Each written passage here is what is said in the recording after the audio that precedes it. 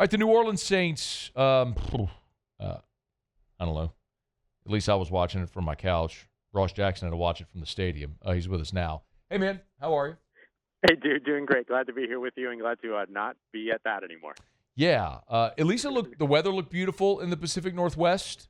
Puget Yeah. Sound, some of the aerial shots, that looked awesome. I mean, that really looked great. I mean, that's a silver lining, maybe? Yeah. Yeah. Oh, 100%. Like, Seattle's one of my favorite places in the world. Really, the Pacific Northwest is one of my favorite parts of the country. And so anytime I get the opportunity to go up there, it's always a blast. So Good. nothing, you won't hear me complain. Good. Okay. You've seen this team for the entirety of this team's existence. You've been at all the practice and the camps and every availability and all the stuff. Did you have any signs that this was coming? Not a loss, but this manner of loss? No, I didn't. I mean, look, I didn't, like you said, there's a difference between saying, yes, I did expect this team to lose, and I expected them to lose handily. I think I predicted them to have like a 10-point loss in this matchup, but I did not predict 44-13. I did not predict going into halftime with a 32-point deficit for the first time since 2005 and just barely evading the absolute worst deficit that they have gone into a halftime with at 35 points, which they were very dangerously close to doing at the end of the first half there. And so I've seen all the warning signs that said, hey, this team's not finished. This team's not going to be a competitive team in 2025, although it will have aspirations of being competitive. But I did not have the warning signs of a game like that against a middle-class team like the Seattle Seahawks. Maybe Buffalo next week, but not the Seahawks. What about the game in particular was the most alarming? It was one of those rare games where a first quarter is Murphy's Law. Everything that can go wrong did go wrong in that first quarter. And it was all three phases. I mean, it was a failure at every level of this team. And that's not me trying to be harsh. That's not me fishing for, clout and laughs. Like, that's the reality of the situation. That was a bad football game. One of the worst football games that I've seen. And one of the worst ones that I've seen from this team. And it was a failure at all three levels. The offense could not move the football. They have one of the worst, if not the worst. I think it might not even be close. It might be the worst special teams unit in the NFL right now in terms of coverage. And the defense didn't really leave or really prove any level of progress from the previous 2 weeks. I mean, you look at the first drive that, Brian Brzee misses a sack that turns into a 29-yard explosive play. Then you get the unnecessary roughness on what would have been a third down stop to get off the field. That turns into a touchdown the very next play. Look, we've seen that all three games now. We've seen some version of that in all three games so far. So I think the other thing that was so alarming was just, again, not just the fact that it all piled on in the first quarter, which was insane to watch, but the fact that it was a lot of the same old stuff that we have seen, not just from the other two games from this year, but it feels like we're still talking about a lot of the same discipline issues, penalty issues, third down issues, pressure issues that we've been talking about for the past couple of years now. Yeah. You were very present in Kellen Moore's face during Super Bowl week, like every day during that whole week. So you have seen and heard and listened to everything Kellen Moore has said from the week leading up to his hiring through now. Have you noticed any changes with him one way or another? I've seen some. Most of it is his word choice because his demeanor very rarely strays from Kellen Moore as we know Kellen Moore to be. He didn't seem, like he was ready to light into anybody or anything like that, which maybe that's what this team needs. And so maybe there's something to that, but he didn't seem like he kind of showed up in any kind of distress or, high tension or anything like that. But I think that there were some things that were very interesting that he mentioned. I mean, I asked him about how do you go about ensuring and exercising accountability, and how do you kind of balance all the different kinds of accountability, right? There's discipline in terms of sitting players and benching players. There's also the opportunity to say, look, they believe in you and try to put you out there to see if you can do better next time or whatever it might be.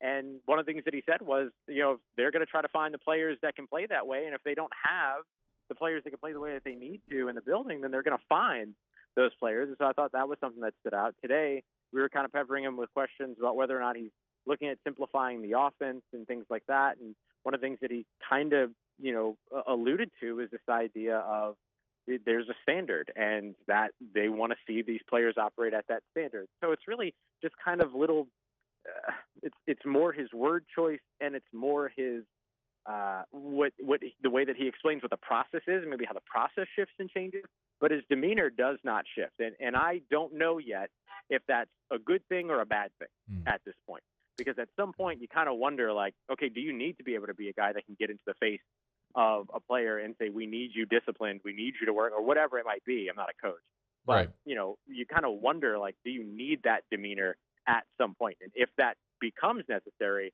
is he able to do that? And if not, who will? He's on Twitter at Ross Jackson Nola. Give him a follow there. Of course, Saints writer at LouisianaSports.net, the Locked On Saints podcast, YouTube, or wherever you get your podcasts.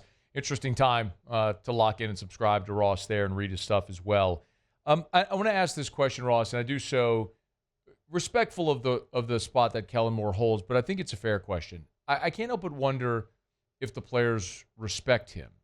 I don't doubt that they like him, but when you continue to see the undisciplined penalties and some of those things not get corrected, that's when I go, what you were just alluding to there, like, is it a substitute teacher feel of sorts? What's your read on that? I mean, you're around them all the time.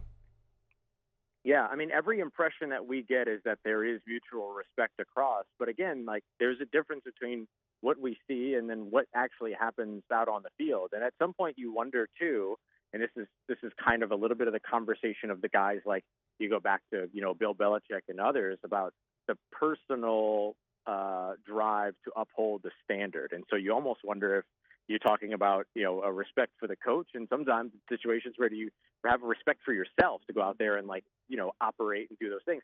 And I do think that there is every display of that right now, but I don't know how strong it is in terms of its ability to be able to weather what is a pretty tumultuous storm for this team right now. Like, we expected this to be a multi-year process.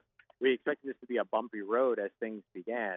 But obviously, when you have a loss like you just had against Seattle, you have an opportunity here. This is either a wake-up call for everybody, or you are effectively signing yourself up for what this experience is if you're accepting that play. It's okay for things to be unacceptable as a coach. It's okay for things to be unacceptable as a player, as long as you're getting away from it. And so the answer to your question right now is, I believe, yes, that there is respect there. I don't think that that's an issue, but at the same time, we might really be about to learn the answer to that question more than we have been able to over the course of the first 3 games. How much better is this team with a healthy Chase Young, Trevor Penning, Talia Seifuaga?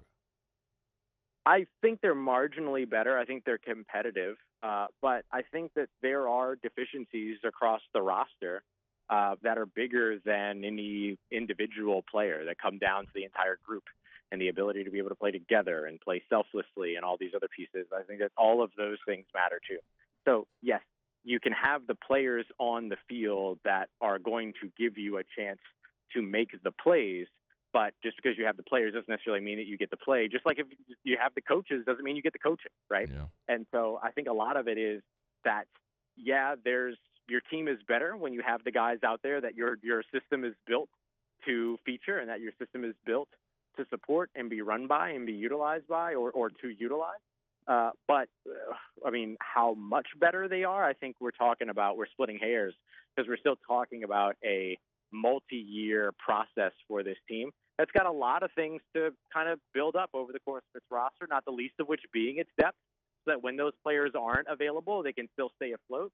As of right now, I think if you're without any of the top player at any single position, you're rudderless at this point, and that's just kind of what the roster feels like. So, yeah, they're better from a player standpoint, but that doesn't necessarily mean that they're better from an execution standpoint. I think that's a larger conversation that comes down to, what the game plan is, how it's being utilized, when the decisions are being made, who those players are, how they're executing it, and then not the least of which, of course, simply being, simply being like what the actual game situation is for them. So I think that they're better, but I don't know that they necessarily completely turn a corner with those guys back.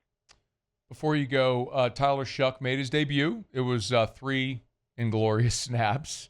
Are we any closer to seeing an elongated outing for Tyler Shough? I don't think so. I don't think that we're closer than what was already, always possible, which is that they could go to him at any point. It still has always felt like, Spencer Rattler has not been a part of the problem for New Orleans.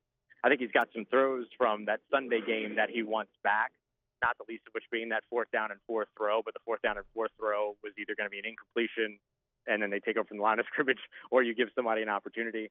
But I think that there's a lot of stuff that needs to be worked out around that quarterback position too. So I don't think that they're going to compound themselves with so much left to work on around that position by looking at potentially making an early or extended change at the quarterback position as well at this time. But I still firmly believe that at some point we will see Tyler Shough during this season. I don't know necessarily, though, that they're any closer to making that because Spencer Rattler has not been part of the problem for this team through its first 3 games. Make sure you subscribe, podcast, or YouTube to Locked On Saints, and you can read Ross at LouisianaSports.net. Always free, LouisianaSports.net. Get him on X at Ross Jackson Nola. And thanks, man. We appreciate it. Thank you, bud. You take care, stay safe, and I'll talk to you soon. Alrighty. It is Ross Jackson. Hey, thanks so much for watching. Please leave your comments. I love to interact, and be sure to hit the red subscribe button below.